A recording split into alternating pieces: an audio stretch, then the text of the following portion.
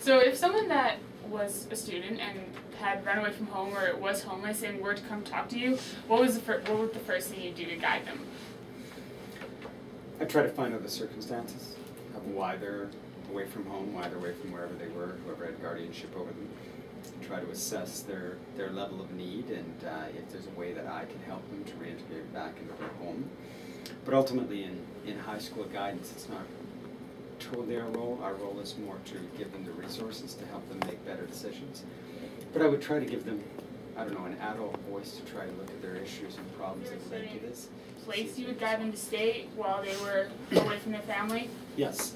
So if they were determined not to go back home, one of the first things I do is ask them, do you have somewhere to stay tonight? Do you have friends? Do you have family? Is there somewhere you can go?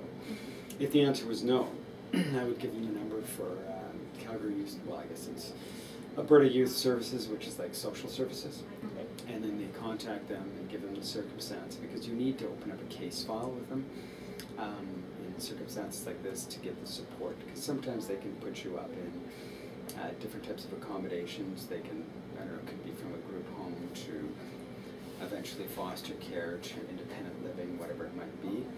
There are places you can stay just for the night or in short term. There's a place called Avenue 15. My name is Jenny Hosey, and I'm the program coordinator at Avenue 15. What would be the main kind of issues that would cause a teen to become homeless or to run away from their home? I think there's a couple different ones.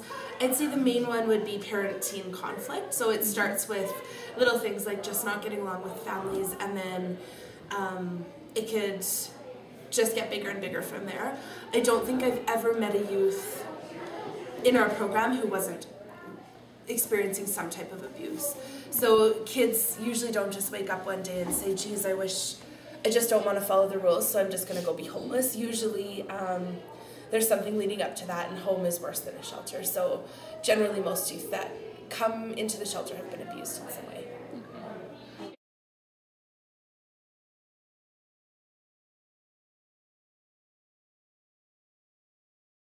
We've had kids come to the door and who were fearful because there had been abuse at home. So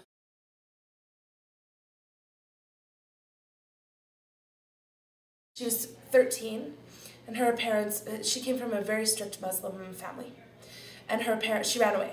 So things weren't going good at home, and she ran away, and she had saved enough cash that she was going to stay in this hotel. And so she went to the hotel, and this is last week, this actually happened. So she went to the hotel, and the hotel just took her money and said that she could stay there, which is really weird, because usually it's harder to get a hotel because it takes a credit card, and you should be 18, blah, blah, blah.